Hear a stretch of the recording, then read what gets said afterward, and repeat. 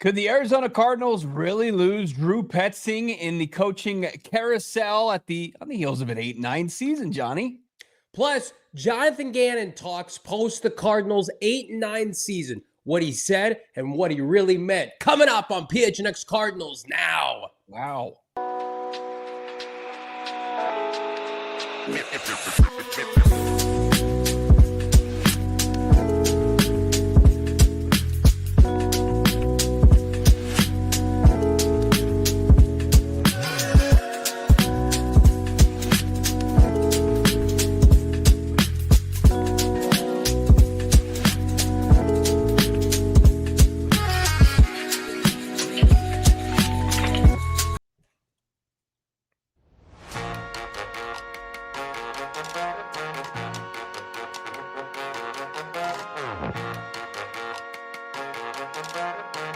Hello and welcome in live from Studio K, presented by our friends at Circle K. It's the PHNX Cardinals podcast, your premier Arizona Cardinal podcast.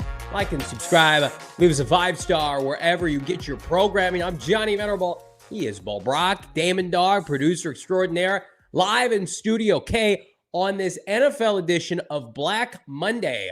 Today's show brought to you by our friends at Bet365. Download the app today. Use the bonus code PHNX365 when you sign up. Choose your offer. Find out why it's never ordinary at Bet365. Can you hit the jackpot with our friends at Bet365? Did Cardinal fans hit the jackpot when they opened up the Twitter app today? Drew Petzing, who, fairness, finished with the 11th best offense in the NFL. He is set to potentially interview for the Chicago Bears head coaching opening, Brack. What do you make of it? Yeah, a little bit of a polarizing subject, right? Drew Petzing here in the Valley of the Sun, despite the Cardinals' progress this 2024 season, but it's not without criticism, scrutiny as far as how they played on the offensive side of the football, all despite 47 points in the finale. But people will look at that and say that that's all cotton candy calories right there, right? So, Drew Petzing, I think it's looked at a lot by some of the fan bases. Hey, this, you could take an addition, you could do addition by subtraction. But I think, within the facility, from the head coach to, the players on the team on the offense, they like Drew Petzing a lot. And I think they would feel the burn if he were to be given an opportunity, which I'll start right now by saying I think it's a long shot that Drew Petzing gets the Bears head coaching gig. I'm going to defend my co-host. He doesn't need me to defend him, but for the better part of the last 2 months, he has come on the show consistently and said the Cardinals, the perception maybe on Twitter, on social media with the fan base, and maybe probably folks in the stands at State Farm Stadium, and the perception of Drew Petzing in that locker room, certainly with the head coach, and then we broke the news yesterday that Petzing wasn't going anywhere, was very different. And I think this speaks to that. And clearly Drew is respected within NFL coaching circles. And I think that while Drew Petzing, and I thought you put it well on your show earlier today with Adam Hogbo, was that he has a way to go and evolve as an offensive play caller. But that doesn't mean that we still can't give him accolades and grace for what he's done thus far. And I think that includes last year with Joshua Dobbs. Listen, like on the surface, you could make an argument. Let's just put aside the head coaching thing. I think Drew Petzing with Caleb Williams would actually be a pretty good fit because this offense doesn't take a lot of risks. Cut your sacks in half if you're Caleb Williams. 68, Cardinals allowed 30 sacks this year. This offense, which you pointed out to me off air, good in cold weather, right? You're able to, it maybe travels on the road in the NFC North. I think the offense is a good fit. Now, can Drew Petzing lead a 53-man locker room? I don't know if that's going to ever be the case, not to knock Drew, but the best way I can put it is Drew Petzing, the Cardinals have to evolve. They have to graduate from what they've been doing the last 2 years. But I do think they have mastered the short passing game and an explosive run game. And the Chicago Bears, who are fundamentally broken, especially offensively, and they have some pieces, could use a lot of what Drew Petzing brought to this organization last year. But for the Cardinals, there is different expectations now when at 8-9, the offense held you back at times. It's almost like, hey, I have to go get a master's degree, but I'm taking high school level courses. That's what it feels like. Yeah, it's like we're gonna walk before we fly, and we're gonna walk when we have the ability to fly, right? We're not gonna take that jump. At least we're just gonna be very kind of conservative in our approach. And I think that that's the knock that people have as far as when they look at this offense with like, hey, it was far too conservative. It was far too reliant on the run. Now, like if you were to kind of really deep dive it, did they want to run the football to help supplement some areas where they felt like they needed it? They needed it out of necessity. They needed to win the time of possession. They needed to, be able to sustain drives, although they didn't turn into, drives that it involved big splash plays in the past game and didn't result in touchdowns. There was far too often that they came away with just 3 points and sometimes no points, unfortunately. And that was kind of their downfall at the end of the season. But, I think that Drew Petzing, still just 36, 37 years old, still relatively young in the coaching ranks, would be served to continue to mature from the offensive play calling standpoint and move forward and hopefully have a success case that he can put on his resume of him, the Cardinals offense as a whole, and Kyler Murray as a quarterback. Like they need to show some definite signs of progress on top of this, I think, season where they've shown some progress, but also shown the ability to the consistency in the run game. Like I think if one thing you can kind of hang your hat on is like, look, I protect my quarterback no matter who's back there, Joshua Dobbs, Kyler Murray, and I run the football. I can do that. And with those two staples, you can put yourself in a position to compete. I'm going to push back on something you just said. I don't think this is just a token interview. I think this is on brand for the Chicago Bears. I think this is on brand. And this is no disrespect. Like they hired Mark Trestman once upon a time, right? They hired Matt Nagy. Like Eberflus was totally outside the box. He wasn't on anybody's radar. And there is a relationship.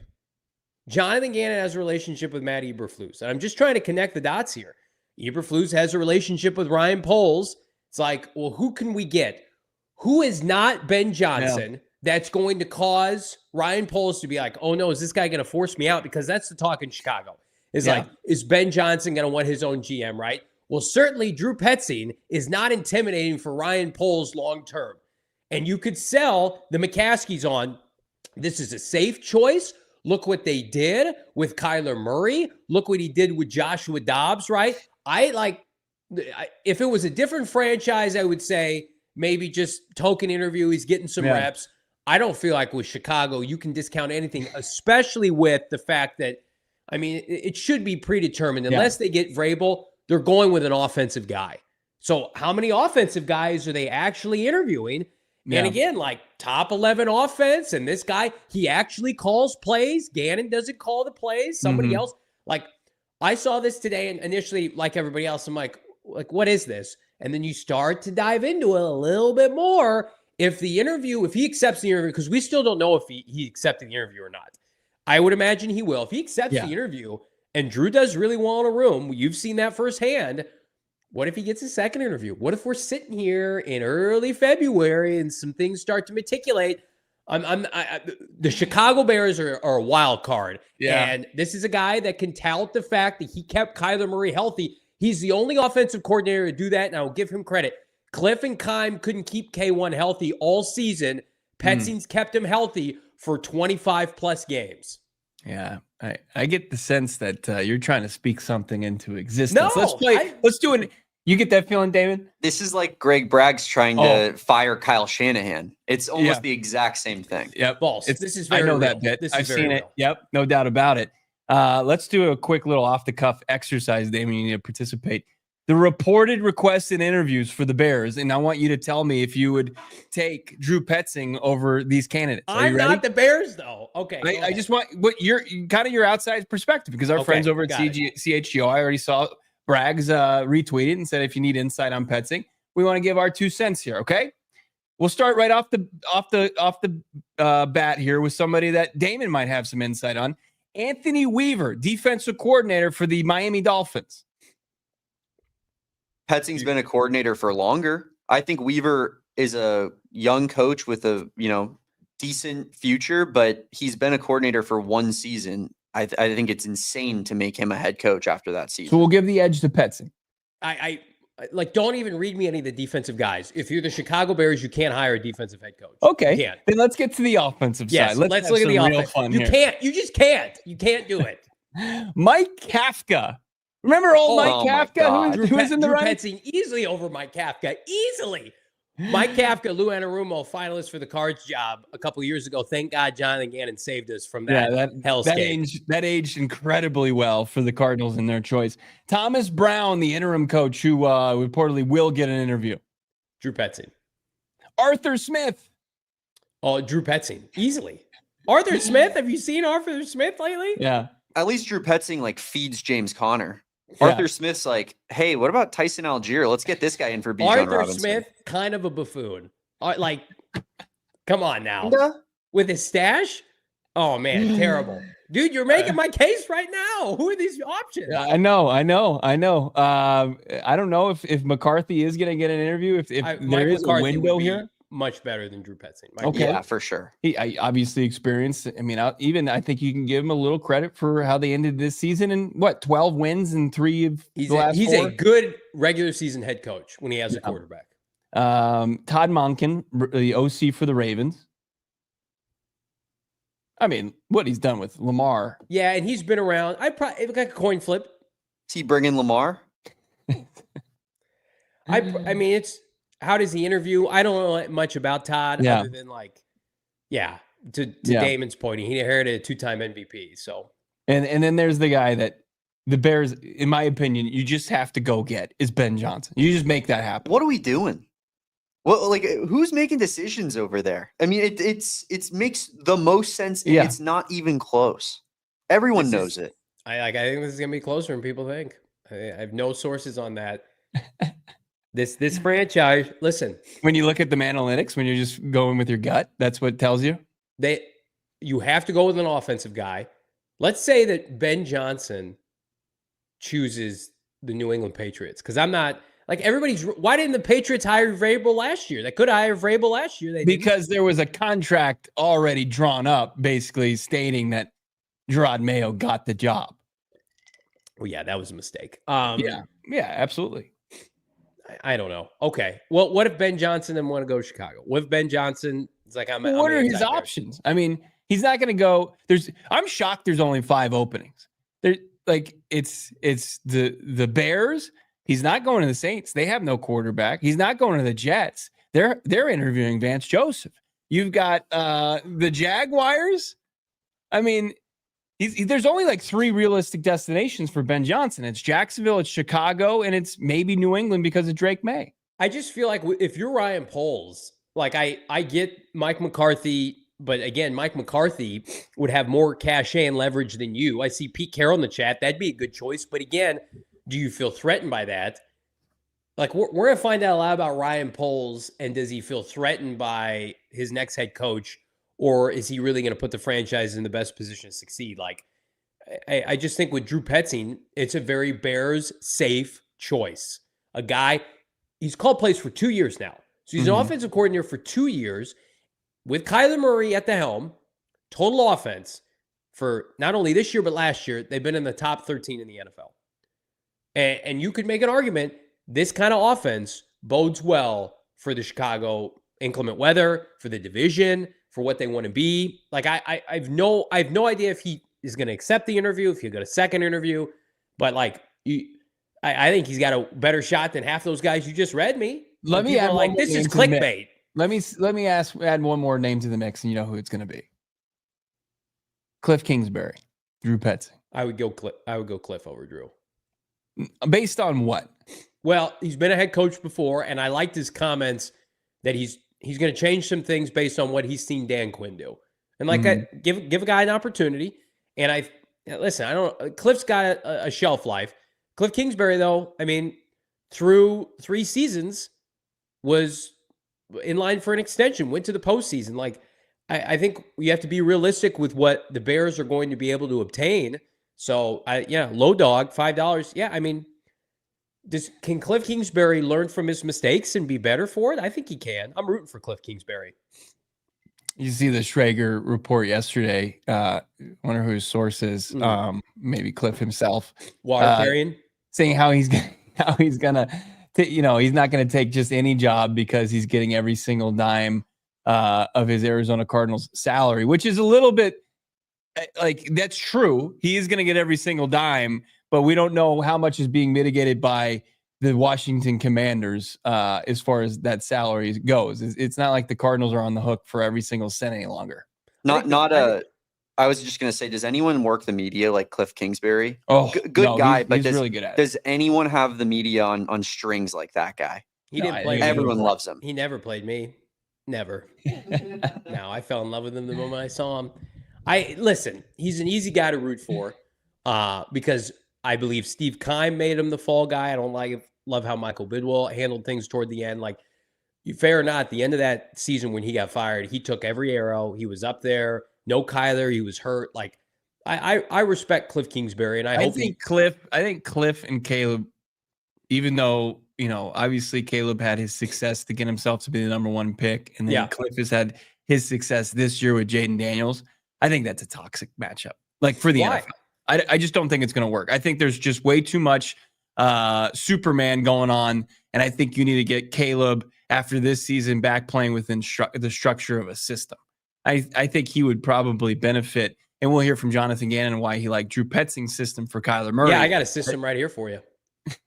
They allowed 30 sacks this year, top 5 run game. I honestly like Petzing's system a little bit better for Caleb Williams, the NFL level, than Cliff Kingsbury's. I think Jaden Daniels was way better fit for him. Nagy and Petzing, I think, have a lot of similarities. They look alike. I think they sound very similar with their philosophies offensively. Like I could see the McCaskies being like, you know what? We went to the playoffs with Matt Nagy. A clean Matt. He doesn't cuss a lot. Right. He's from the Andy Reid tree. This guy's from the Shanahan Kubiak tree.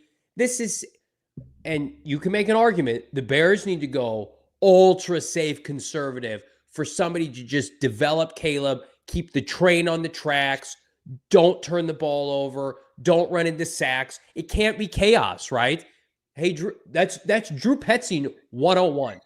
We're going to put together, we're going to establish the run harder than you've ever seen, 10 to 12 play drives, 3 yards in a cloud of dust. DeAndre Swift's going to have 30 targets in the passing game, the opening quarter of the season.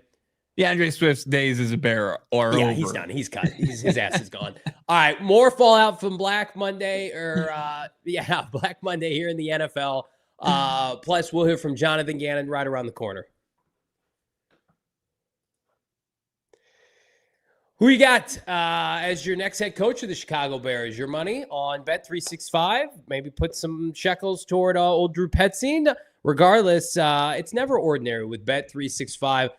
Shameless plug here. We have gone 6 for 6 with our last 6 bets here, all boosted with our friends at Bet365. The parlay of MHJ and Trey McBride over 60 yards apiece in the Cards money line, boosted from 400 to plus 450, paid out handsomely yesterday with the #1 sportsbook app here, PHNX Sports. They've got 90 million users worldwide. We're going to hook you up right now, PHNX 365. When you sign up, deposit $10, place a bet for 5 or more, and get $150 in bonus bets.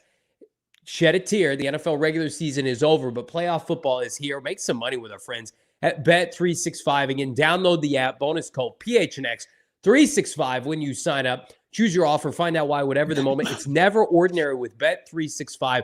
Got to be 21 years and older, physically located in Arizona. If you were someone you know has a gambling problem, wants help, call 1-800-NEXT-STEP. Text NEXT STEP to 53342 or visit problemgambling.az.gov, both for more info. I'm browsing SandersonFord.com right now, and they've got 705 vehicles right now in inventory over there in the West Valley. Beautiful campus out there, 65 glorious acres, and it's the most awarded in customer satisfaction Ford dealership here in our great state of Arizona. Go check them out. They thrive on their no hassle, no pressure, no nonsense sales approach. Our guy Ron and his team of sales associates over there, they just want to show you great vehicles. And if you want to make a deal, they're gonna list out the best options for you right now. Like, check out the Ford Escape right now. How about the Ford Ranger? Nice little starter truck for a guy like Johnny. Ranger or Maverick, I think that's probably more your size. Anything more than that is just too much truck for Johnny. How about the Ford Bronco? They got 80 of those in inventory right now. Go check them out, SandersonFord.com, and cash in on the deals. Get that new 2024 F-150, 3.9% APR for 66 months, plus $4,000 cash back. Similar savings on the over than 700 new pre- and owned vehicles on the lot right now. Sanderson Ford, family owned and operated for 3 generations. Check them out right now, SandersonFord.com, and on your socials as well. Get to know, of course, the best and most awarded dealership in AZ, Sanderson Ford. Yeah, we love our friends at Sanderson Ford. We'd love it if everybody here in the chat would drop us the hardest of hot likes here. Drop a like down below. Hit that like for the #1 Arizona Cardinal podcast going. And again, hit that like if you'd like to see Drew Petzing be given an opportunity to be the head coach of the Chicago Bears. Bo, you chatted with JG today. He spoke on his offensive coordinator and why he feels like, this is deserved, and Drew Petzing's had a good year. Am I surprised by it? Are you surprised by it? No, not at all. Not one bit. I think I'm excited for Drew. The people that know, you know. What traits does he have? If you know, you know. Yeah, people that know, they know. Let's hear more from JG on Petzing. He knows how to, the first thing is he knows how to teach. He's got really good command. He can get the best out of people. He's extremely intelligent. I think he knows what's going on, man, you know, and he's had some good experiences around a lot of good guys. I'm probably not one of them, but he's been trained the right way, you know what I mean? And he's intelligent and he's got a growth mindset. He knows where he's really strong and where he needs help, and I think he'd do a really good job. Now, I asked JG, you know, with now the reported interview and him pretty much confirming that, where does it put him as far as thinking of his potential successor? And he's like, when you hire guys, you start to already think about that. And I think he understands, especially with like Nick Rallis, who he gave his flowers to today. You have to be prepared for that, good or bad, whether you have to let go of a guy for, you know, not their side of the ball not performing, and you have to prepare for life after coordinator leaves because they do their job at an extremely high level. So it's something that, you know, they've been thinking about. I think he's got in place if they have to pivot. Yeah, I think it's a great point. We bring up Rallis because we feel like, you know, we're having fun with Drew, and we hope for the best for Drew Petzing. But Bo, we feel like Nick Rallis is probably eventual head coach, right? Like what he was able to do this year, overachieving with the Cardinals defense. I just think it's only a matter of time, and the Cardinals should reward Rallis with a robust free agent class and let him really show what his talents as a Cardinal DC are capable of next year. I think we all expect this defense to be on full display as a top unit in the NFL. Here's what I'll say about JG, because he's going to talk about K1, and he said a lot of good things today at his press conference. But I do think, like, and we talked about it yesterday when we broke it, but a lot of people are snarky and pointed out this was never a story. He was retaining Drew Petzing because he has belief in Drew Petzing and feels like Drew Petzing's done a really good job for him. Mm-hmm. Drew Petzing was his handpick choice to come from Cleveland to call plays, right? And they've had a relationship for a long time. I would say, like, if you're looking for blame of the collapse down the stretch, I think everybody has to take a look in the mirror about, you know, offensively, what do we need to do differently? Kyler Murray's got to be more consistent. Young players have to step up. Drew's got to be better. But I feel like JG is going to defend his coaching staff through hell or high water, no matter what. And those are the guys he brought in. Mm-hmm. And even Kyler Murray was a holdover of the prior regime. And while JG loves K1 and has admirations for K1, I think even I maybe have downplayed or underestimated Jonathan Gannon and his appreciation and his support for his coaching staff. And it should be that way. These are guys that uprooted their lives to come to Arizona And so when we're calling for Drew Petzing to be better and people are calling for his job, and Gannon's like, he's one of the best. He's getting interviews, right? Like, I just feel like at the end of the day, if this doesn't work out offensively, I still expect, if Drew's not coaching another team, Drew Petzing to be standing. I expect maybe a difference at quarterback long term before even Drew Petzing would be gone. Yeah, it's loyalty, and it's not like, man's best friend loyalty, like, a dog to his owner, right?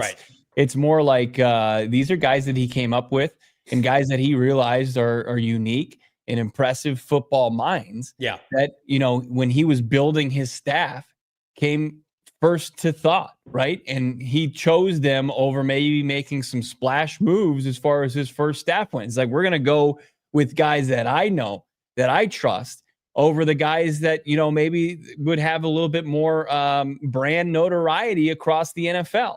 And I think that's always, especially when you see this coaching carousel, it's just like Drew Petzing getting the call and the interview request over Nick Rawls just goes to show, the league, like, people aren't paying close enough attention. Like, if you really paid attention to like where the successes were this team and who was getting the most out of their group, Nick Rawls would be interviewing with all 5 coaching vacancies. And that's, I think, is going to be a continued problem with the league. But, not to knock like what Jonathan Gannon believes to be true about Drew Petzing. And I think, he believes in the continuity, the consistency that they're going to reap the benefits potentially from in year 3 in this system. And Kyler Murray, who's going to be the guy going forward, would be able to take the next step in this offense under. I mean, just listen to Jonathan Gannon kind of talk about the mix between Kyler Murray and Drew Petzing's offensive system. For him. It's one of the reasons I hired Drew. I knew that was the guy I wanted to play with, and I wanted to make sure that the system fit, in my mind, what his skill set was and is, and will grow and continue to develop into. He was in my office for a long time. Like, he wants some plays back, you know what I mean? So do I. We all do. But you start looking around, you list the playoff teams, and you list the quarterbacks of the playoff teams, and it says, and I told him, and I believe this, I kind of said it yesterday to Bob, who's not here, but what's the common denominator of those quarterbacks in the playoffs right now? Is it, you could go list all these different things, right? So I'll make it easy on you. It's good teams. That's what it is, So good quarterbacks are on good teams, So we got to do everything that we can to support him and put a good team around him. And then he's got to play to his level consistently, which I know he can do. That's the money quote from today, in my opinion. Like, that was the quote that stood out to me. And I think you can read into that a lot of different ways. I think that, and this is kind of where I'm at with Kyler Murray, Bo, and I'd be interested to get your take on this. But you can win with Kyler Murray. He can get you to the playoffs. You can be a playoff team, right? But you got to build your roster up. And we saw it. Like, Kyler Murray, and this isn't a knock on what JG said. It's just the reality of the situation. And yeah, all the playoff teams are good teams. I think the Cardinals, though, maybe have more like high-end talent. The LA Rams, does anybody believe like the LA Rams are a great team? The LA Rams have a negative point differential, right? They got Stafford and Puka Nacua and some nice defensive rookies, and they have an elite head coach. That's why they're in the playoffs today. Stafford and McVay got that team to the postseason. Mm-hmm. And so, like, directly or indirectly, like, are the Vikings a great team? Yes. They elevated Sam Darnold, right? Sam Darnold couldn't elevate the Panthers and the Jets, but he was a key cog in getting the Vikings, right? And I think you could say that about a lot of teams in the NFL. But the great elite quarterbacks carry their team to the postseason every year. They may not win championships. So I'm at with Kyler Murray, and I think Gannon indirectly admitted this. Like, we got to build the roster up. We got to have a pass rush. We got to have better protection on the interior offensive line. Maybe add a skill player, right? We got to take the football away more. And there's nothing wrong with admitting that. But, like, to sit here and say, like, the Cardinals, like, I think the Cardinals are better on paper, shockingly, than a couple of teams that made the postseason. But they didn't get enough quality high-end quarterback play after the bye to get them there. Like, the Cardinals have the best point differential in the NFC West. The Rams are easily one of the worst teams to make the postseason. They were one of the most average 10-7 teams.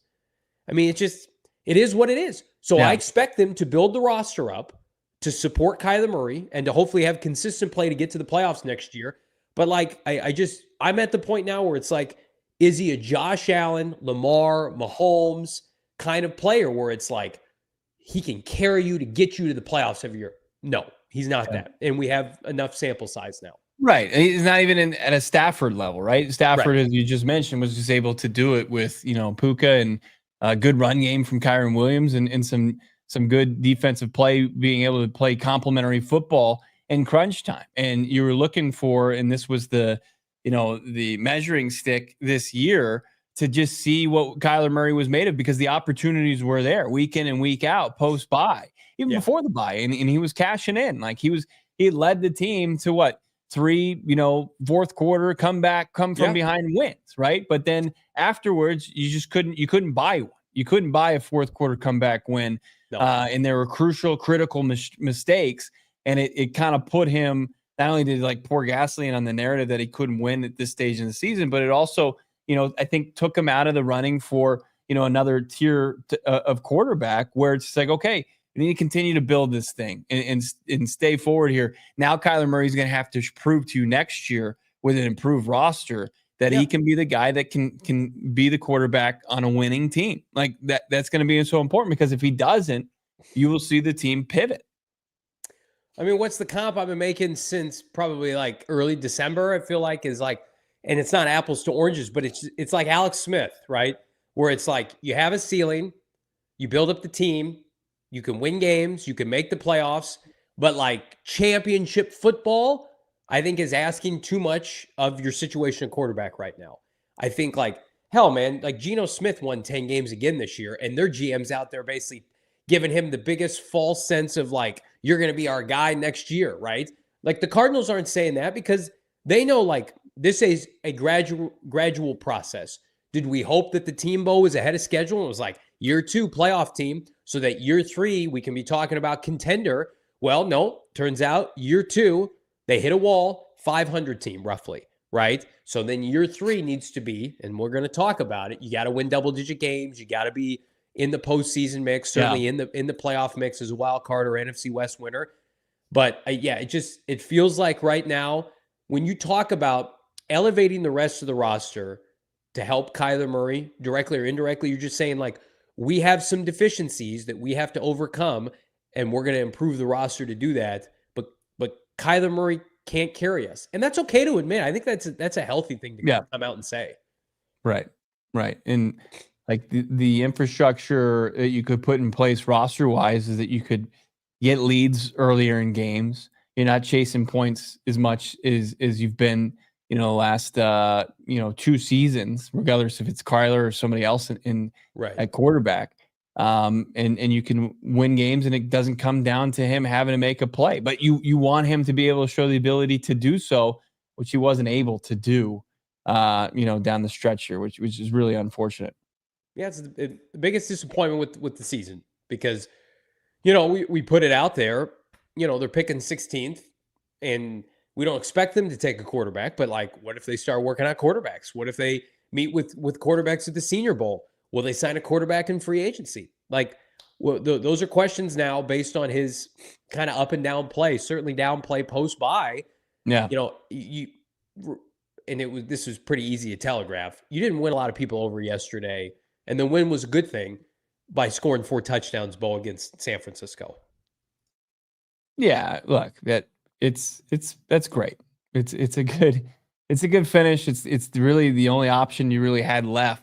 You had to put on a good display offensively, and he did that. As you mentioned, you got a 5 touchdown performance from Bryce Young too in the finale, and you got a 4 touchdown day from Aaron Rodgers. It's just like I'm not sold on Aaron Rodgers being back, and I'm going to take it with a grain of salt. Here you got to do more than just have a good finish to the regular season now. Like it's not going to be completely lost on me, but at the end of the day, like we're going to go through this entire offseason, but still not going to matter until the performance is there in the 2025 regular season.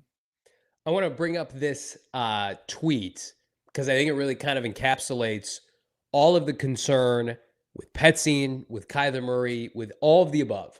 So let's bring up this 3rd and long tweet. Bo, did you see this? This is from Rich Lord Reeves on Twitter. He's a good follow. Check him out. Does a lot of in-depth tape study. Kyler Murray this year only had 7 passing conversions on 3rd and long, needing 7+ yards or more over 17 games. Yeah. That has to be last in the NFL.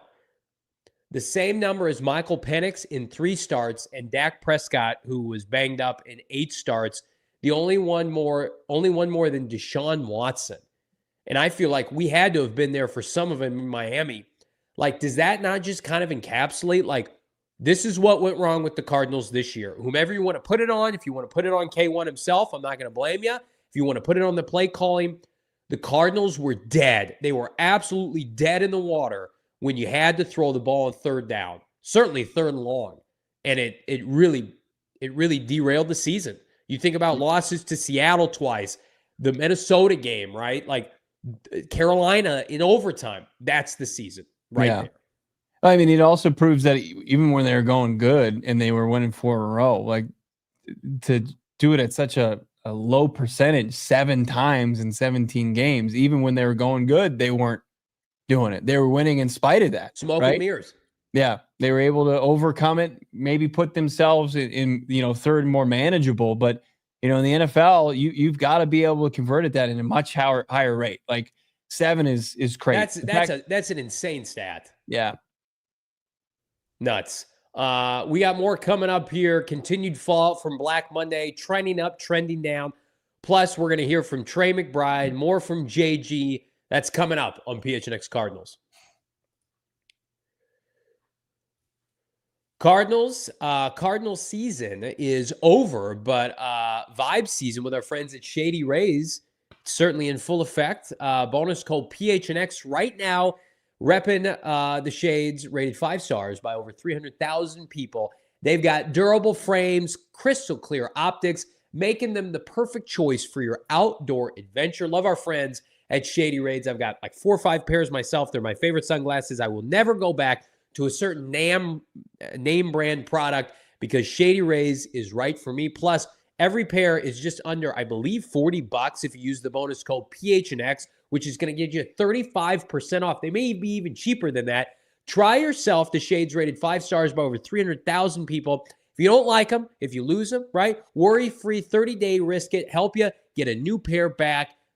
Excellent premier customer service. Again, shadyrays.com is where you want to go. And again, we're living well here in Arizona. It's sunny right now, about 70 degrees. Perfect for the Shady Rays community. Bonus code PHNX, 35% off, Bo. Yeah, I absolutely could tell with the great weather. There's the snowbirds out there back on the freeway. I had to have my Shady Rays to conceal my frustration just sitting in traffic trying to get here for the show. Love the Shady Rays. Also love what's going on with our friends over at Cult Cannabis and True Leave. Love Cult Cannabis, of course. They've got the True Leave exclusive magic marker flower.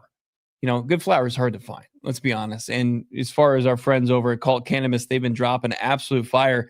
The PHNX studios and True Leave locations. Check out True Leave's exclusive magic marker strain. It's tough to beat right now. And the Valley's been asking for, and they are delivering between this collaboration we all know and love, Cult Cannabis and True Leave. Check out the new True Leave location opening up in Maricopa on January 11th next week. Don't miss it. Be there in Johnny's old stomping grounds of the Copa. Get over to TrueLeave.com also and find your local shop, one that might be closer than, my God, Maricopa. But if you are in that direction, it's nice to have a nice, convenient shop there. I love how I'm just incorporating this read now every time, too. Yeah, that you just that you failed the town and they walked you to the border and said never come back. They said, Colt, come here. JV, get out. Yeah, True Leave. Find your local shop. Place an order. Tell them PHNX Cardinals sent you. Drop a like on this video. Subscribe to PHNX Sports here on YouTube. You know what's great is when we can have people come in the chat, Bo, like this jackass here, and try to educate us on our own show, and that can tell us to shut the hell up when talking about Drew Petzing. So we appreciate the feedback, Soul Pancakes. You do you. Now get the hell out. All right, let's keep it going here. Hit that like button, subscribe to PHNX Sports here on YouTube. More fallout. Let's get to some trending up this week. Trending up for the Arizona Cardinals. We're not going to do trending down. Cardinals, too many good vibes here. 8-9, yes, we can talk about the collapse. We can talk about the offense. But trending up for Week 18, let's just see it. I'm going to call it the big three this week. Kyler Murray, Brack, at least for an afternoon, quieted the critics. He did. Yeah, 4 touchdown passes, efficient day. I think he overcame a slow start with the offense. He was facing a lot of pressure early on, especially on third down. And Kyler and the offense were able to put things together in the second half, and they were able to finish on, I think, like if you were to just script an ending to the season, you would have scripted it like it went down. Kyler Murray, back of the end zone, Marvin Harrison Jr. hauling in his 8th touchdown pass to tie, enjoying elite company of Larry Fitzgerald and Anquan Bolden for the rookie receiving touchdown record. Kyler Murray in the offense, and Marv, I think, trending the right direction. That arrow's pointed the right way going into the offseason. Yeah, I think just all couple Petzing and Kyler together, that's the kind of performance you needed to have at the end of the year. You needed to beat up on a Niner team that, they still had their 2 edge rushers. And here's what I'll give Drew immense amount of credit. I see people be critical of the Cardinal offensive line. I think it's the best coach position unit on the team. I mean, they're out there starting Christian Jones and Kelvin Beachum. Nick Bo didn't record a statistic yesterday. Now, I know Christian Jones had a slow start, but Floyd, did he do anything? No. I mean, they still have Fred Warner out there.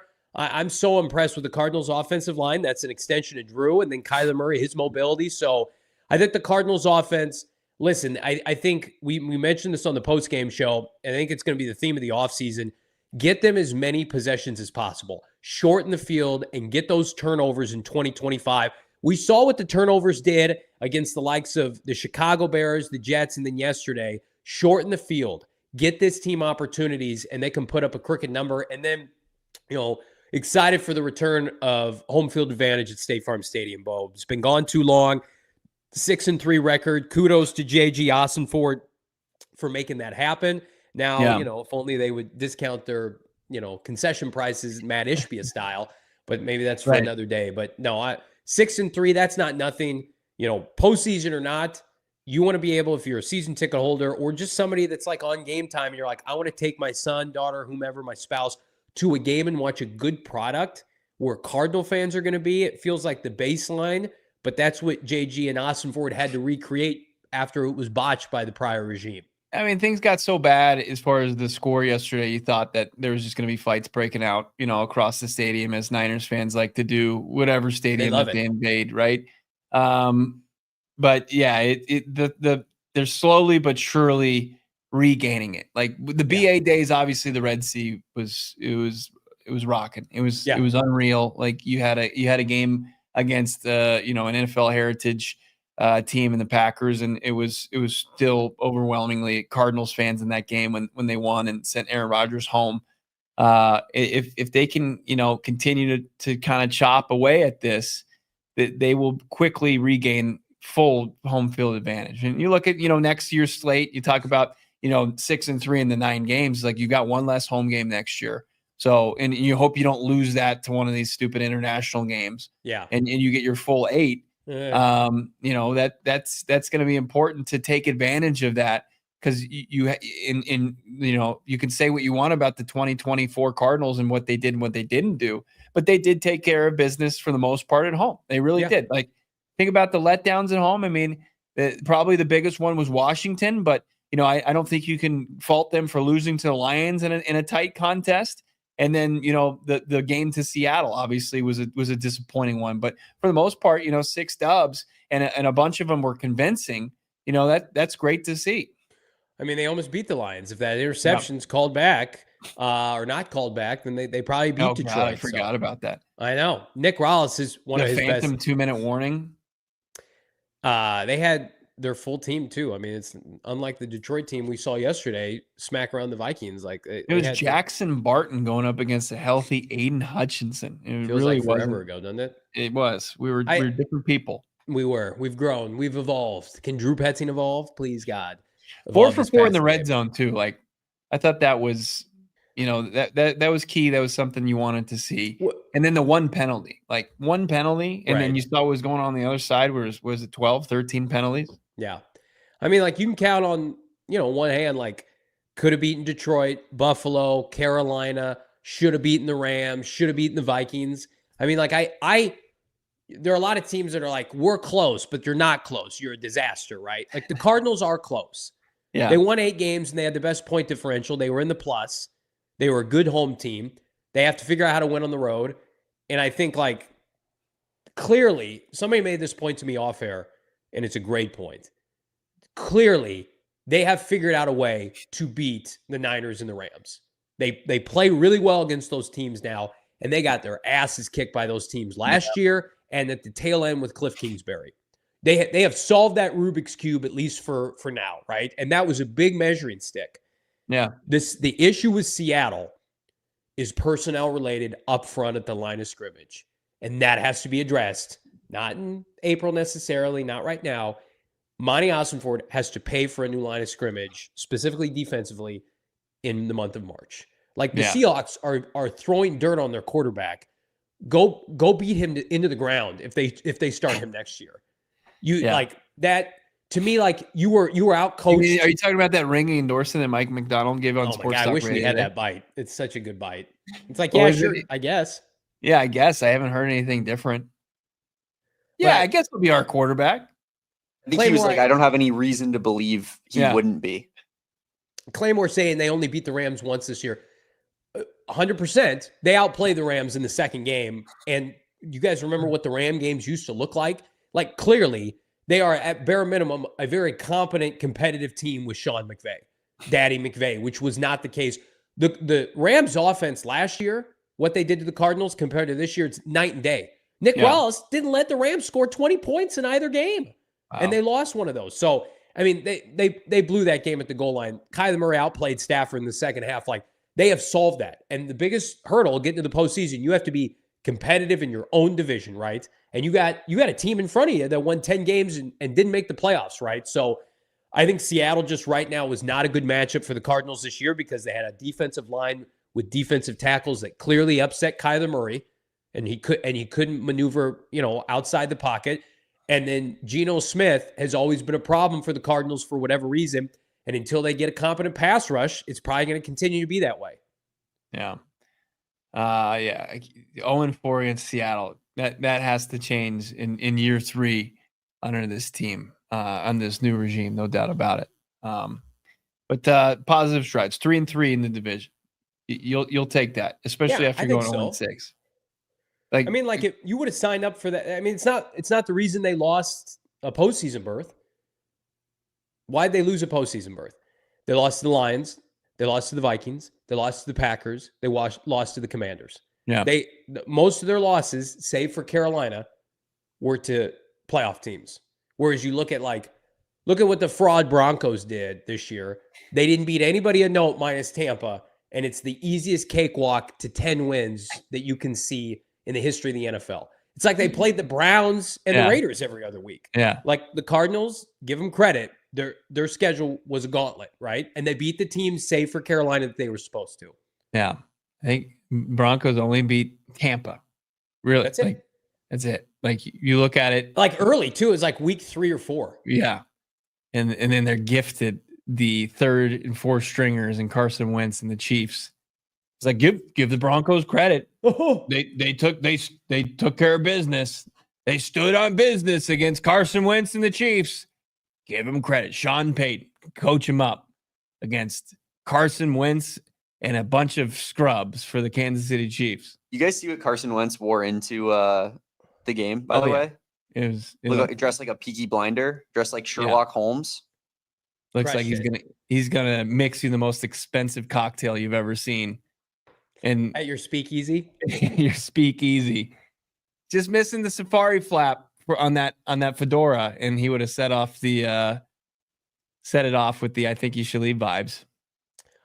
We got the draft order coming up here on PHNX Cardinals. What the Cardinals could do with the 16th overall pick. What we're hearing That and more coming up here right around the corner. Coming up right around your corner, no doubt, is our friends at Circle K. It's America's thirst stop. Join the inner circle with the free membership program. Save 25 cents per gallon on your first 5 fill-ups. Save 3 cents per gallon every single day. Plenty of time right now to save money every time you go to Circle K. Favorite snacks, deals, and more. Plus, how about a 79-cent Polar Pop or Froster? That was like a summer exclusive that people just loved. They said, we're gonna have this go indefinite right now. 79 cents, under $1. What can you get for under $1 right now? How about a large, any size Polar Pop or Froster? Join the inner circle, Bo and Damon, for free right now by downloading the Circle K app. Now, terms and conditions apply. At participating locations, visit CircleK.com for more details. I found the next concert that Johnny Venerable is going to attend. Hit me with it. Yeah, the Goo Goo Dolls. You going to see Goo on Game Time? You can get into the door for $53. I gotta pull that up right now. It sounds fantastic. Yeah. If you haven't done so already, download the Game Time app today. And of course, you can customize what you're looking for. They want to obviously tailor fit this to you, the Game Time picks. They're going to look for what you want to do as far as the experience, whether it's a concert, sporting event, whatever show you're looking for. Game Time's going to get you locked in. Just download it right now. Use the promo code PHNX and you'll save $20 off your first purchase. What do you want to go see the Suns? The new look Suns, by the way. Big moves shifting in the lineup. I think it's going to work this time. You can go check it out for $11 to watch them take on the Hawks. That's how much people are bought in on this team. $11 gets you in the door at Game Time. Or you can go see Goo Goo Dolls. Probably a better investment for yourself these days. Check it out. Game Time. What time is it? Game Time.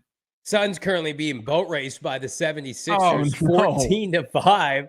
I'll give you credit, Bo. You were firmly in the camp of before the season. Maybe take a phone call on Kevin Durant. Maybe get out and ahead of that. And people are like, the new big three. And it's like, no, still bad. Yeah. Yikes. It sucks. They got a good once owner, you get to this point as a Valley sports fan, you're like, okay, football season's now over. We got the playoffs and I can tune in, but like, I'm not going to be locked in like I am to the Cardinals. Like, you want to be able to see what's going on, and it's just awful hoops. Bad. Pitchers and catchers report like in 28 days. Are you fired up about that? Drop a like on this video. The goal here on a Football Monday, 500 likes. We got almost 800 people watching live. If you're not watching with us, jump on over to gophnx.com. Big thanks to everybody in the chat. We talked about this yesterday. Let's bring it up here. Cardinals picking 16th, smack dab in the middle, Bo. Right now, the 2025 NFL draft. And I'm going to put you on the spot here. If you had to break it down percentage-wise, Cardinals use the pick on, let's just call it like a line of scrimmage player either side of the ball. Yeah. Okay, there's a percentage for that. They use it on a quarterback. There's a percentage on that. Or they trade it. They don't make the pick at all. They trade it for a proven player. So that we got three buckets here. Give me the percentages now in a gross prediction here on January 6th. Yeah, let's get nasty. And I'm going to get nasty with that quarterback bucket. And I'm really only going to use it to take like a leak in it because like there's no chance that's happening, right? Zero? It's a horrible quarterback class. Like, who are you taking at 16? You like maybe a Jackson Dart? No. Pass. I'm going to throw that all the way down. I'm going to, like, what's the lowest percentage? 1 or 0? You got to go. Yeah, 0. You can go 0. Okay. It's a 0%er for me. And then the top percentage, I'll go 60%.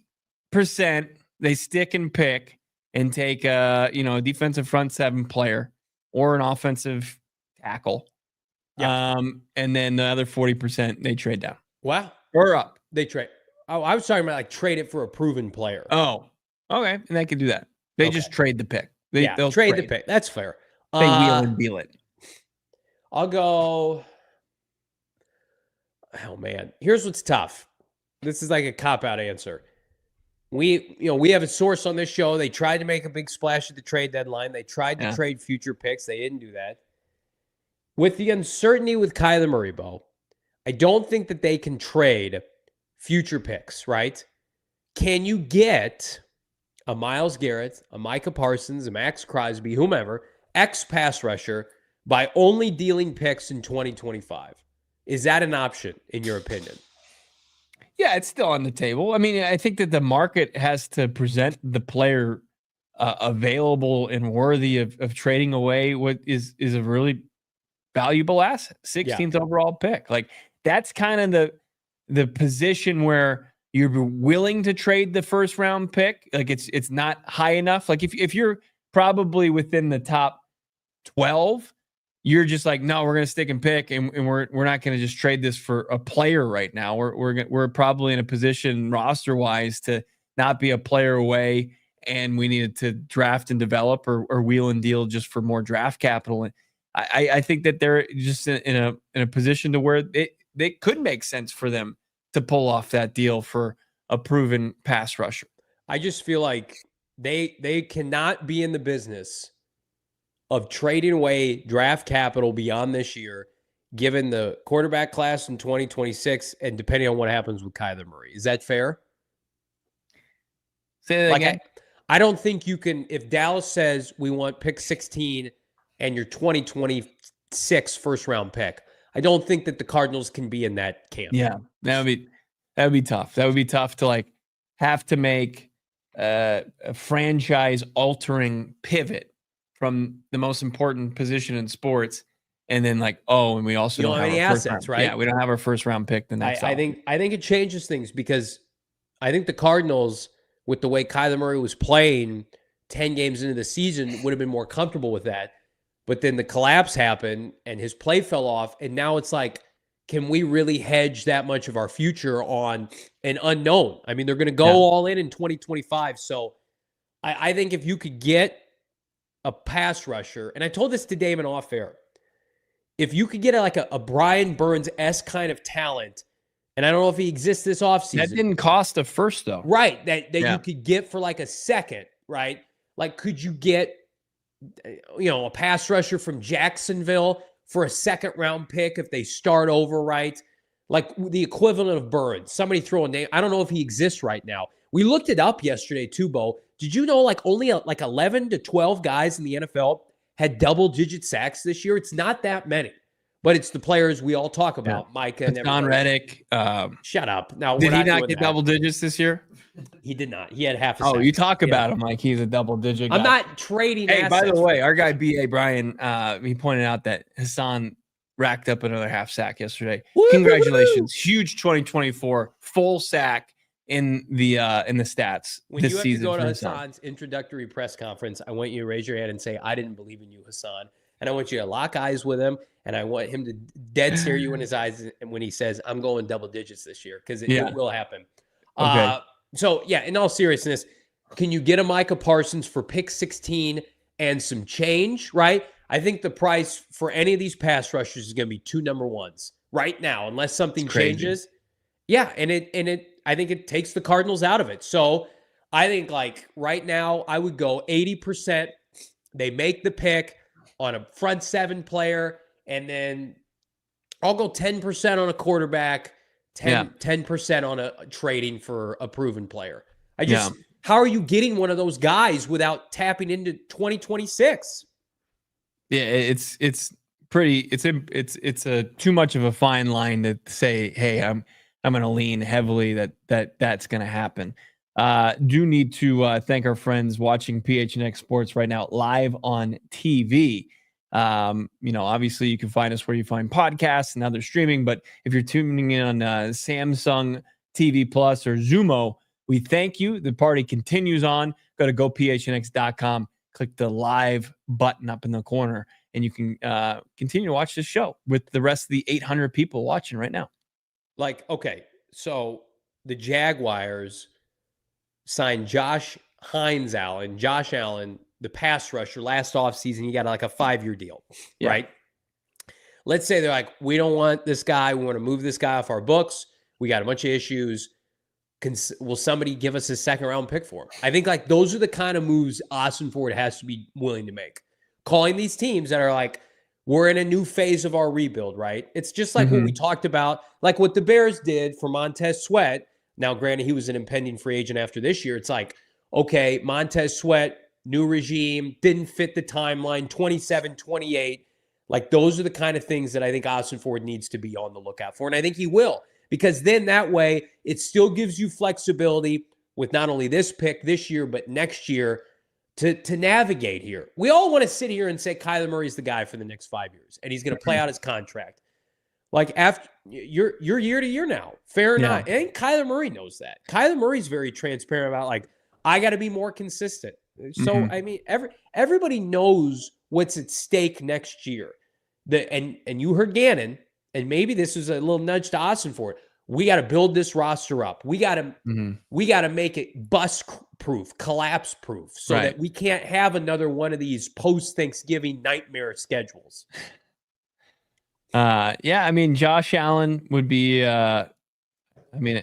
coming off a year removed from a Pro Bowl, obviously an underwhelming encore to that with just 8 sacks, but that was on the heels of a 17.5 sack performance. You got former number 1 overall pick Trayvon Walker.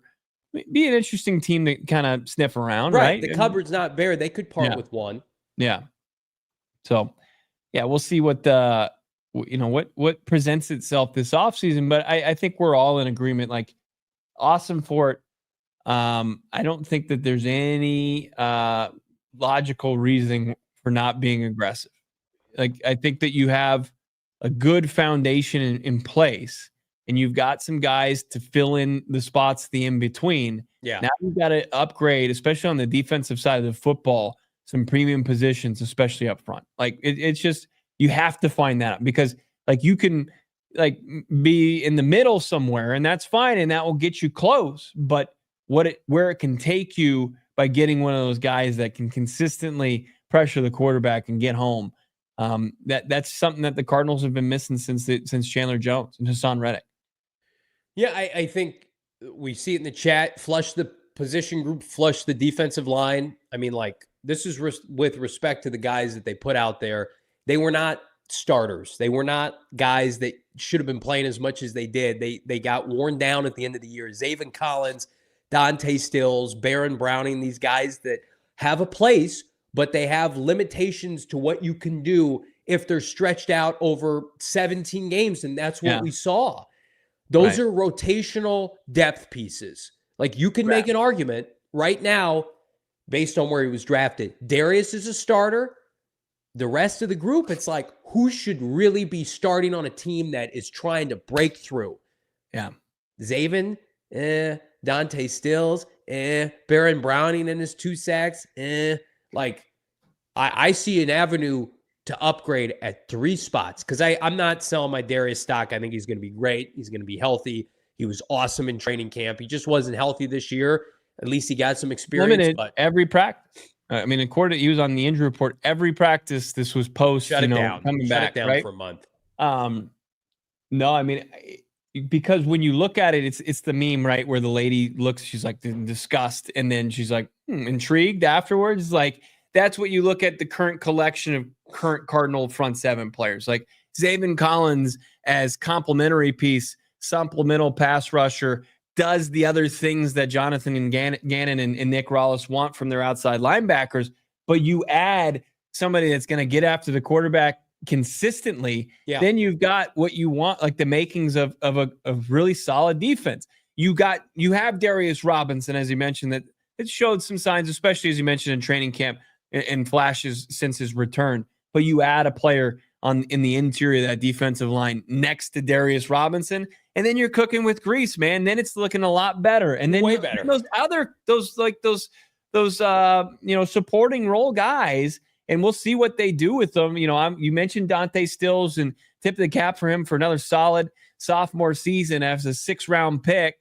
But also, like, what do they do with Bilal Nichols? What do they do with Justin Jones? And if those guys are just, your depth pieces and a support staff to your stars who they hopefully add in free agency in the draft, then your defense becomes a problem, like a good problem. Yeah. They couldn't win in critical moments when offensive linemen knew that the Cardinals we're only going to rush 4, right? Like that was a losing formula for the Cardinals this year. They just didn't have the bodies. You know, think about Sam Darnold going right down the field and scoring a touchdown, right? Yeah. Even yesterday, they were on fumes. Yesterday was a game, I think kind of indirectly, we thought most games would look like yesterday this year, where the defense is like out of gas, opportunistic, not super talented. Offense comes to save the day. Like yesterday, if you would have just said, Johnny, you can't watch any games this season, but only to, the finale, when like, this is the formula.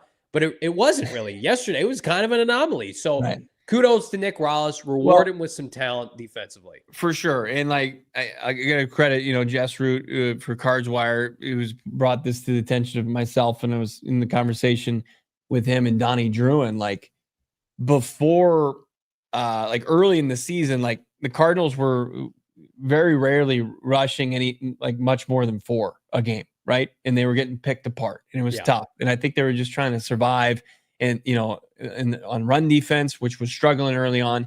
And then like Nick Rallis started to dial up all these exotic blitzes. Like you saw pressures from Mac Wilson, Kazir White, Budda Baker. And for like a 4 to 5 game stretch, like you had all these pressures come out of nowhere. But in the NFL, because it's such a great league of adjustments, teams started anticipating it. And you can't live consistently that way. And Rallis really kind of did it in a way of survival and generating pressure that they hadn't been able to generate otherwise. Like it's like a credit to him, but at the same time, like he was doing the best. He was making chicken salad and chicken crab. Keep him under contract, please. Let's get to some of these super chats. We got a ton today here on a Football Monday. We appreciate you all. Drop a like. We got 800 people watching live. If you're watching on YouTube, if you're watching on Twitter, jump on over to YouTube, hit that like. Subscribe here. We just crossed 35,000 subscribers. We're so fired up for 2025. And again, I preface this saying, if you're new here, get locked into the best Cardinal podcast there is, because Senior Bowl on tap, we'll be there. Super Bowl on tap, we'll be there. Combine, we're there. And we've got every inch of this offseason covered for the Arizona Cardinals. Let's start with Omni Diaz, 199. You guys think Michael Wilson and Dortch come back? I think Michael Wilson's under contract. He's not going anywhere. We hope to chat with Mike here in the coming days. Greg Dortch, though, I posed this question to BG yesterday. Britton Golden said he doesn't think Dortch is coming back. What say you? I think it's such an easy move to bring him back, that he does so many things for them. Unless they've got like a clear-cut path to like upgrading, getting like the speed that everybody talks about in the in the wide receiver core, but what he does on 4th down in the punt return game, what he does in the return game, what he does is versatility in the offense. Like I wouldn't be shocked if they just brought him back as a restricted free agent. Like it's just too easy. It's like 110% of his current salary. It's still a very reasonable number. Unless they're just like, hey, like we think this relationship has run its course, but I don't think that they're in the business of letting, productive football players walk out the door. Yeah, that was my argument yesterday. He's a good football player. They need enough good football players to get to the playoffs. And you saw how valuable he can be just yesterday, right? Like it could be one of those things where they sign him to the restricted tender, and then maybe he doesn't make the final roster. Maybe they find like somebody in the draft and they upgrade. But until then, like what Monti Ossenfort's proven early in free agency, like he hits those layups and then like builds out. Yeah. Potato Bread 9.99. Seen reports that the Bears are interested in Drew. What are your thoughts, and how interested should he be? Well, I think he'd be incredibly interested. I think we expect now for him to take the interview, Bo, but like, again, I guess kind of summarize do you feel like the Bears are also interviewing, I just saw this, former Stanford coach David Shaw for their head coach? No, they're not. Well, is that real? I saw the Saints. Yes, that's 100% real. David Shaw is interviewing for the Bears head coaching job, Damon. He's a joke in like the Pac-12 circles. Like David Shaw ran Stanford into the ground. That's why I'm telling Bo right now, you can't discredit Drew Petzing for this job. Drew Petzing, who just 11th best offense in the NFL, called plays, helped, revitalize Kyler Murray to some extent. Like, he's legitimately candidate 1 or 2, or 2 or 3, I should say, after Ben Johnson and maybe Todd Monken. No doubt. No I think doubt. yeah, we did. We did the math. You can check our work, and The math is mathin'. that's where it stands. Especially when you got guys like David Shaw. I once coached Andrew Luck. It's like, okay, David, thank you, thanks for your time. We'll be in touch. That should be the interview if they're doing it with respect to the former Stanford coach. But What he if didn't even Drew Petzing recruit goes in Andrew there? Luck. Yeah, Jim I know. Jim It was Harbaugh, Yeah, it was like- Harbaugh's guy.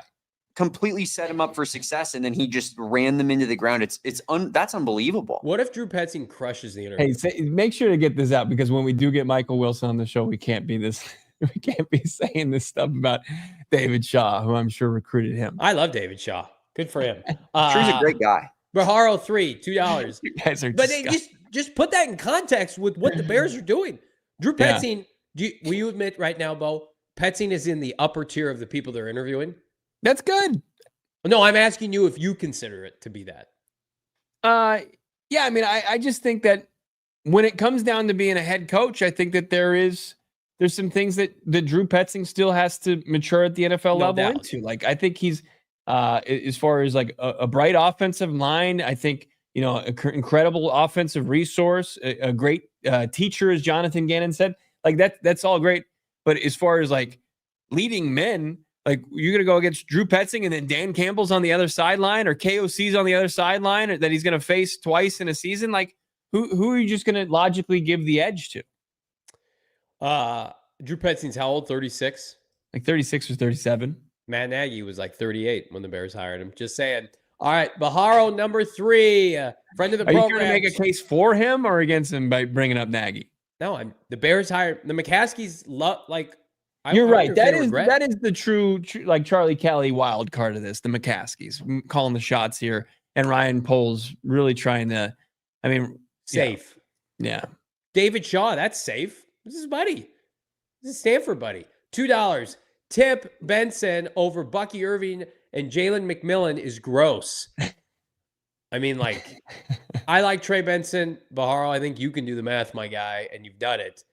Tip over Bucky Irving is atrocious. That is an atrocious selection. The one thing, and I like, yeah, I mean, Bucky Irving is really surprised me, especially with like when we watched him at Oregon last year. You're like, oh, Bucky Irving, like, seems like he's going to be a guy that plays on Sundays. And then you watch him throughout the draft process. A lot of that allure came off. Yeah. And then he regained it immediately in preseason, and like, good for him. Yeah. In hindsight, doesn't look great. Mac Daddy 714, our guy Wesley 999.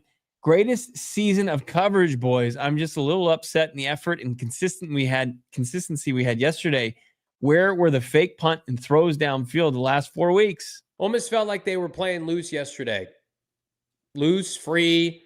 Bo, I thought you made a great point on the postgame show. The throw downfield by Kyler Murray with 16 seconds left. The throw to Marv in the end zone on first down. It's like they were almost conservative to a fault this year. I almost felt like I'm not like, I know hindsight 2020, and you can call me a fraud, a liar, or whatever. But I felt like that was the most. That was like, I felt you could sniff that fake punt coming out. Couldn't you?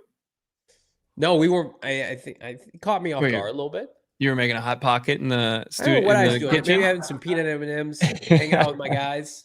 Being frustrated with this team. The Cardinals, I mean, they've been wanting to do some trickeration on special teams for a while now. It just hasn't. They did it last year in the finale. Yeah, they did.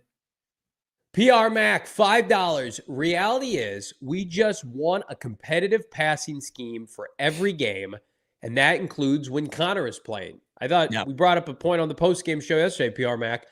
When you took away James Conner and DeMercado and Trey Benson from Drew Petzing, and it was like, you have to be an aggressive play caller throwing the football because Michael Carter can't do in between the tackles every down, even though he did a great job filling in. It's like Drew Petzing remembered, like, hey, I can do this. I can throw the ball downfield. Kyler Murray had his most productive games through the air, when James Conner left. And you got to be able to find that happy medium, like PR Max said. Like, we can run the football, but we don't want to be a running team to a fault. And they've got so predictive and conservative. I mean, I think back to the Vikings game. There was so much meat left on this bone. That's why, like, if you're a Cardinal fan looking for optimism, Mhm. You can sell me on continuity for one more year, knowing that how many things went wrong with this offense and they still finished 11th. That's pretty flippin' nuts. And they were, I think, 12th or 13th in points per game. Let's see. Baharo 3 chiming back in with a $2 super chat. Thank you, Baharo. DP tanked K1's value like the Browns with Baker. Wake up. How do you feel about that? Has he tanked K1's value? I think Jonathan Gannon would say he's helped K1's value. Right. I mean, I think K1 has a lot to do with his value as well. But look, I think that this is going to be a duo that has a lot to prove next year. Like I'm not saying you have to make a Todd Monken, Lamar Jackson type jump in production, but like you look at Lamar Jackson last year, he was under 30 total touchdowns in his MVP performance under Monken, and then this year took it to a couple higher different gears, with, in the 40s in total touchdowns and took care of the football incredibly well with just 4 picks. Like you need to see a real jump in production from the duo, no doubt about it. Isaiah $4.99 trade a 2025 first and a 2026 first for Micah or Myles Garrett and an early third, draft Scadaboo with an early third and an edge or O-line with a second. I think, Isaiah, that would be the kind of home run this fan base needs this offseason. But if Kyler Murray can't perform next year, we're sitting here in January missing the playoffs again, and Kyler Murray doesn't perform in the second half of the year, and you don't have a first-round pick, and you got all these quarterbacks that people are gushing over. It's not a good quarterback class this year. It's supposed to be much better in 2026. What do you do if you're Ossenfort? You sell off Kyler Murray and go get a veteran? Like Gannon and Ossenfort, as much as we want them to splurge, right? I think they will to some extent. They deserve the right to have enough capital build up in future drafts to get a quarterback when they want their guy, right? Whomever that may be. So I just feel like dealing picks, especially first rounders past this year, that's a risky proposition. Not saying that they won't do it, but if you're year to year with K1, I don't know how you can do it. I think there are different pathways to improving your pass rush outside of the big three. Just trading for those guys, and that with the team that wants to be draft and develop at the end of the day, and the spine of their roster to be guys that they selected and turn into pros, and then give them extensions. Like they would, I think, much rather err on the side of maybe going to the draft or finding somebody that doesn't cost them that draft capital. I mean, on the free agent market, the class I don't think is as good as the free agent class last year at edge rusher, but the Vikings remade their pass rush in one offseason. Yeah. They signed 2 competent starters in free agency, and then they drafted a pass rusher in the first round, and the problem was fixed, right? Yeah. You guys pick who you want as a free agent edge rusher. There's no Jonathan Grenard necessarily, but there's enough there where you can couple a couple things and be in good shape. What was frustrating, they just punted on it completely last year. Yeah. That was the problem. Well, yeah, I mean, outside of free agency, the draft class stunk. Outside of Jared Verse and Dallas Turner and Chop Robinson. Yeah, your boy Chop. But you have so many paths to get an edge, but you also can beef up in the interior, like this draft in the interior defensive line. It's like what wide receiver was last year. It is really impressive. Like if you don't use your first rounder on it, you could sure find somebody in the second round that's gonna, pair very well with Darius Robinson and Dante Stills. But again, I'm not gonna come on the show if they trade for Micah Parsons or Myles Garrett and poo-poo the deal. No. I think if they do that and you're a Kyler Murray fan, then you should feel good about the fact that this team thinks they can win big with Kyler Murray. But there are concerns with me pivoting off of next year's draft class, not this year's. Josh, $5. How do you guys see this free agent class with Greenlaw, Sweat, and a few D tackles and OTs? What is a big free agent guy you think is worth having? Josh, we appreciate you, my guy. Josh is a diehard friend of the program. This is not good podcasting. I'm going to look up the free agent class right now. Yeah. PFF did their top 50, and we'll break it Greenlaw is down. an off-ball guy, right? And he's had a couple injuries. He's coming off the Achilles. Didn't he get re-injured? Yeah, I'm not sure. Here's the top Jamie pass wants him rusher. just because he pushed Big Dom, which is that's a Yeah, positive. he got a rider for life in me after he tried to fight Big Dom on the field. That was the origin of me hating Big Dom. Where Big Dom laid hands on him, on a player on the field, and was treated as a hero for doing such. All right, here's PFF's number 5, Khalil Mack, or the 5th player, Khalil Mack, Chargers. 33-year-old Khalil Mack. No thanks. He's the number 1 guy according to PFF. Then you get to Josh Sweat, 10 from Philadelphia. Then number 3 is your boy Hassan Reddick. So just on the surface, those are the top 3 guys.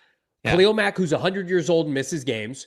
Josh Sweat, who we don't know if Philadelphia is letting him leave, who Gannon coached. And then Hassan Reddick, who I guess outside of me, like nobody wants. So like there is not a Grenard. Then there's like a Malcolm. I can't. Didn't Josh Sweat speak up kind of at a class about AJ Brown and Jalen Hurts when they had their little back and forth? And Sweat, when he went to am I thinking of the right guy? I think it was Brandon Graham. Oh, it was Brandon Graham. Okay. Yeah, he's retired. Josh Sweat, 27 years old? He's right around like 8 sacks this season. Yeah. I would if that's my choice of that trio. Well, yeah, sure. I think that's the most logical fit. But like, yeah, it's what did he do with Jonathan Gannon? Does anybody know the year that they went to the Super Bowl? I think he was solid, right? I think I'm looking it up right now. He had 11 sacks. He had 11 sacks that year. So 6.5 last year. You're big on that year. 2022. Why the hell would I be? 2022 is Johnny's compass. Like, Damon, look at this. What Listen you to did, smart ass. What? Like, that is how it determines how Johnny feels about you. What did you do? What did you do in 2022? What was your crush it on this show? Brought you along? Taught you the ropes of PHNX sports? Hello? Look at this. He's just so disrespectful, Damon. I'm sorry. I'm going to contextualize it for you. Yeah. The Cardinals have sat out free agency twice. Jonathan Gannon deserves to go nuts in free agency with Ossenfort. And I am drawing upon players that played for him for a record-setting 70-sack Philadelphia Eagle defense. Sorry for doing that. And 2 of them happen to be available. In all actuality, though, they should sign Sweat and Hassan Reddick. They should sign them both, and then they should draft a pass rusher in this draft. Brandon Graham was also a free agent, so why don't we just he's 100 years back together? Let's do it. And Ndamukong Suh, Fletcher Cox. Yeah, it's getting out of retirement, even though that relationship wasn't that great. Why? Like, I need you to break down right now. Yeah. Like, why are you anti Hassan Reddick? Outside of this year, he's been a double-digit sack machine. Right. But I'm very keen to the NFL and its brutal reality of once you hit a certain age, production just falls off a cliff. And I think that's what, unfortunately, we've seen Hassan Reddick. Now, if you want to maybe sign Hassan Reddick to like what the NFL's veteran minimum equivalent and him be a little addition to the pass rush room, I'll take it. But I'm not saying here, hey, we're going to bolster the pass rush room by getting Hassan Reddick and his 2 half sacks from the 2024 season that he held out for the first month and a half from. Translation, Bo doesn't want Julian Aguara's spot taken from him, his roster spot. He's talking about Reddick, if you want to come here, sign a vet minimum deal, and PFF has him as the 12th best free agent. Come on, man. Like, maybe we need to meet somewhere in the middle here. He is worth like a nice contract to come and help the Cardinals. What are you signing Hassan Reddick to? Beggars can't be choosers. When you have no pass rush, right? And when you have no options and like a 6.5 walks down the street and you're like, you know what, though? I'm feeling pretty good about myself. You have nothing. You have nobody, right? That's the equivalent of the Cardinals pass rush. Bo Brock's like, you're not a 10. You're not prime Kate Upton. Not interested. You're not Michael Strahan. Did you watch the Cardinals pass rush? Unwatchable this year. Unwatchable. Michael Strahan, like morning show host, or are you talking about Michael Strahan? Michael Strahan. Oh, okay. All right. I didn't know you were going like Von Miller, whatever analogy. I didn't know. whatever Sports Illustrated model you want to do, whatever analogy you want to do within a premier pass rusher, insert X player there. Oh, man. Hassan Reddick, not good enough. Did you see but you're Darren sitting Brown here have and 2 like sacks he's your in 7 pass rush games? savior. You're like, oh, if Hassan Reddick is going to come, a guy who is commanding 27 million, north of 27 million for an extension, and the Jets were like, no thanks, and they were right. And he comes and he produces 1 sack in total in however many games and Johnny's like, he is going to be the cure of all. He's part of what fixes needs. I've been watching this league for so long, and if you can't wrap your mind around, the Jets were literal poison this year, and I'm going to remove Hassan from that equation. Did he contribute to that? No doubt about it. He did not. It's just not good optics all around. But and we know this, he wants to play for Gannon. It's like, come on down, Hassan. Sign a 2-year deal. Here's $20 million. Let's go. This I can tell you definitively. Tyreek Hill to Arizona, not happening. We can put this to bed. I know people have been running with this on social media. We've got this double sourced here. The Cardinals, no go for trading for Tyreek Hill, signing Tyreek Hill. He's not Antonio Brown, but like they want no part of this guy in their locker room. His skill set, like a lot of people are like, well, they need a speed receiver. I don't think they want small receivers anymore. They have a fast receiver that's big, maybe like a Josh Cribbs once upon a time. Like, I think that's what Drew Petzing wants. I don't think he wants small Tyreek Hill, and I certainly don't think they want him in their locker room with how impressionable like guys like Marv are. Never would that happen. This isn't bad. He's not a culture fit. He's a guy that he pulled himself out of the game yesterday, didn't he? Mike McDaniel basically outlined that. Yeah, Bradley Chubb was pretty came out against it and was not very happy. Like he literally sat out the 4th quarter. And then he's photoshopping himself on the Antonio Brown's body leaving the field. He's done. He's out. He's not a team player. He's over 30 years old. He's making a lot of money. It just doesn't fit. It's not a fit. I love this. This isn't a super chat, but I just got to point this out. Bo wouldn't trade for Quinnen Williams because of how horrible the Jets were this year. 100% agree. 100% Not agree. true. I would take Quinnen Williams in a heartbeat. We're gonna go to war this offseason over this one subject here, and I'm gonna look like a moron if I'm sitting here and it's April. Hassan Reddick's unsigned. Johnny's you're gonna find him dead on Hassan Reddick Hill. He fought to the bitter end. He held the line. If Hassan Reddick's not signed the first week of free agency, times are going to be tough for your boy. I'm going to have to just become Hassan Reddick's biggest supporter, his only supporter. I want to look at all the pass rushers that you were like pounding the table for in between, like, I don't know, June and maybe November. I'm sure they were all great. Just what their production was like. Can you, off the top of your head, think of anybody that was worth a crap? I didn't want Jude on, but he was available, and he, I think, was real bad. Right? He was real bad. I think they gave up like a third for him. He had like 4 sacks or something. People would at me anytime like Carl Lawson did anything because of you. They'd be like, "What do you think about Carl Lawson and his half sack today, Bo?" I love you all so much that you did that to Bo. I want that in my life. Carl Lawson. Can I just say something? Carl Lawson would have led the Cardinals in sacks with 5. He would have been tied for the lead. What a season! Carl Lawson with JG probably has. Collins had. Carl Lawson with JG probably has like 7.5 sacks. Oh my God. Just saying. Who's Dallas's defense? Come on. DD $4.99. Thanks PHNX for 2024 season coverage. Petzing, best OC in history. Bears don't take Drew Petzing. A little reverse psychology going on here with DD. You got to assume. But DD, we appreciate you, friend of the program. We had a blast this season. Didn't end the way we wanted, Bo, but nonetheless, we keep this train moving. Yeah, that's right. This is actually, we feel more comfortable in the offseason than we do in the regular season. How dare you? This is it. This is our natural habitat, the offseason.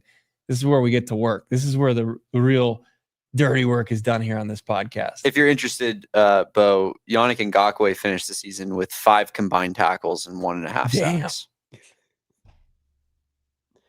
Why didn't they go get him? Monty, why didn't you go get him when the Ravens were like, "Hey, see you, man"? We're in the Patriots picked him up. They're like, this guy can't play anymore. Yannick was a miss. Carl was a hit. You're going to call Carl Lawson a hit? Yeah. Oh, when he would have led the Cardinals in sacks. I think five sacks is fair for a hit there. Thank you, Damon. Thank you, sir. Pick him up off for $5. Dana knows ball. She was breaking down ball pretty well yesterday on the postgame show. Always impressed with Dana, friend of the program. After last draft, Monti revamped scouting. We need to see the results of that starting in free agency. It's a great point. This offseason, spend that cash wisely. Dave Sears, you just feel like the draft is always going to be in good hands. But I'm with you, Dana. Like, their pro scouting has not been good. The quarterbacks that they brought in, sus, right? What they tried to roll with, respectfully, Colt McCoy. And they're like, this is good enough. It wasn't. Their defensive additions, save for Mack Wilson Sr., have been incredibly disappointing. Both defensive linemen. Sean Murphy-Bunting is a four-letter word sometimes, although, he was playing well and he got himself kicked out of yesterday's game. Like, I liked it. You did? You're into that? Okay. Yeah, a meaningless game, and you get Jennings run, and you get a 49er who can't cash in for a 1,000-yard season. I like that. Well, and Jennings is trying to push around people to play before. It's like, so you know what he's about. And like, obviously you were involved in the scuffle right beforehand. So, you're not going to let a guy push you over like that. I love it. What is it, like the Gordie Howe in hockey, where it's like you get in a fight, you score a goal, you get an assist, like that's the type of game I can appreciate from Sean Murphy-Bunting. Showed some real like spunk. Call that like a Namdi Ossenfort. I don't know what to call a hat trick equivalent. Right. You know what? I'll give him credit. Looked better as the season went on. He wasn't as much of a liability, and he was a guy who took the ball away the most on the team.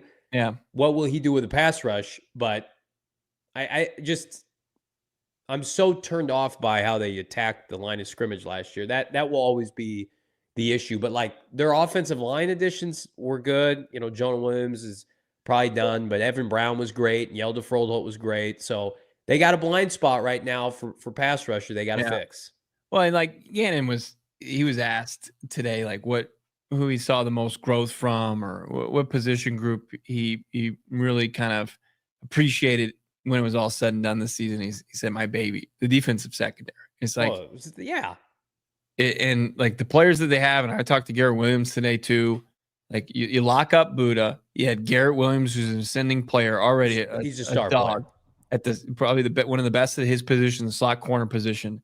Max Melton, I know he had the rough game yesterday before going out with a wrist injury, but a guy you're confident is going to develop. Taylor Demerson, man. Taylor Demerson, JT, like they've got players all across that secondary. You add front seven players. I think all of them, it steps their game up and gives them ability to put their hands on footballs. You've done your work in the draft. Buddha was homegrown. JT was homegrown. Garrett, Max, Taylor Demerson. You've done your drafting and developing with your secondary. Please just, Ossenfort, just go buy a defensive line.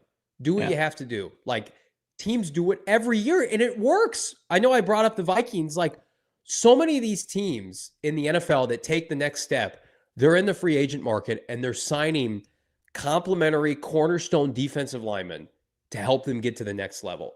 No, they're not the Raiders where they signed, what's his name, to $100 million. And everybody knew the Raiders were bad.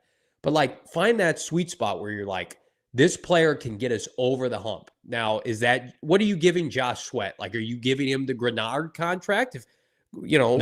Relative to inflation, but you might have to. Yeah. That's a lot of money to give to somebody who, I know you're going to look at 2022 and say the 11 sacks. He's a better fit with JG than Fangio. Right. No, that's still a ton of money. What was it, 70 million? It's not my money. I'm at that point where it's it's not my money. You also know that it's a cap league, and it's like, okay, you're going to go throw the most cap dollars you have at a premium position to a guy who's good, but is he going to get you the production that Jonathan Grenard got for the Minnesota Vikings this past season? But you have yourself to blame for that. If you get Josh Sweat and then you draft one in the first round, and then your outside linebacking core looks like Sweat. We'll just use Jalen Walker, and then Zaven Collins in the rotation, along with XT. Like, okay, I can deal with that. I still don't know if that's enough. It's not enough. It's not. So that's what I'm saying. Like that heavy investment, like I don't think you get the ROI. I think you have to leave free agency with two edge rushers, man. Yeah. Like here's what happens when you miss on an Ojulari, and we see this with every team.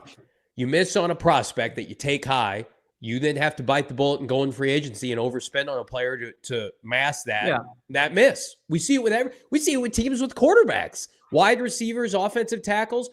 The Cardinals' bugaboo right now is Ossenfort in 2 drafts has not found a pass rush, right? Mm-hmm. Now, he's only used 2 picks on it, and Xavier Thomas is a late developmental guy. But, like, he passed on, going for a Chop Robinson. He passed on some of these guys. Denver took a 3rd-round edge rusher this year. It was not a great class, but Ossenfort still punted on it. And then Ojulari, for all the hits that he's had, has been a miss, right? Ojulari's been a miss. So you can't just say, like, we're going to wait. Time's over to be waiting. When Jonathan Gannon is up there in his press conference, lauding his secondary, but then at the same time talking about we got to make the team better. What's the biggest indictment of the Cardinals this year, save for the deep passing game? They are one of, if not the worst team at rushing the passer, according to PFF. They are the worst at it in the NFL, minus the Carolina Panthers. You can't snuff your nose, point your nose up at any solution this offseason. If you're Ossenfort, you got to look at everything. Yeah, we'll see how they approach it, especially in free agency or the trade market, and then the draft. I mean, you got to get you got to start to revamp it before the draft. It's a necessity. You can't be sitting there like, hey, we need to figure this out now. Yeah. Last point. Yesterday, this should be the theme of the offseason. You're picking 16, but you were this close to being in the playoffs. You cannot sell, unlike Marvin and Paris and Darius, you cannot sell this fan base on pick 16 is going to come in and solve all of our problems, right? Right. Pick 16, and whomever you take the rest of this draft, this is icing and true development for a roster that you've had 3 off seasons to build up now. Those are guys that, are going to help you win in some capacity, but should not be saviors. And poor Darius and Dante Stills and Max Melton, these guys, they were up to the task, but you had to use them as saviors. Paris had to start every game. You need to go in to the draft with solutions at every other position and feel like we can go play a game tomorrow and be very competitive against the NFL's best. Yeah. Well said. And we got anything else before we put the finishing touches on our last victory Monday of the we didn't even call it season? That. Yeah. The Cardinals' ability to stop the run needs to be addressed this offseason. We haven't been able to stop the run since Vance Joseph's 2nd year. I think Z Warlock, like Zaven Collins, that's where he excels. And if you don't have Zaven Collins playing 90+% of the snaps, that improves by default. Darius playing a full season. All these other minor problems get taken care of when you just add better players up front. That's how you fix the problem. Get some premier front 7 defensive linemen. Big thanks to everybody in the chat today. It's been robust. Guess what? That's what this entire offseason looks like on this show. We're back tomorrow talking about, should we do it tomorrow? Must resigns, a tier ranking system of who we think the Cardinals should prioritize and potentially let walk. Drop a like on this video and let us know in the comments who the Cardinals should target in free agency, because we've reached the offseason, gentlemen. Can't wait to see that comment. Johnny Venerable 12345 in the comments saying, Hassan Reddick, get Reddick back. Match him up with how do you know JG. that's me? That's not me. Look at the 2022 production. It's elite. That wasn't me. That could be somebody else.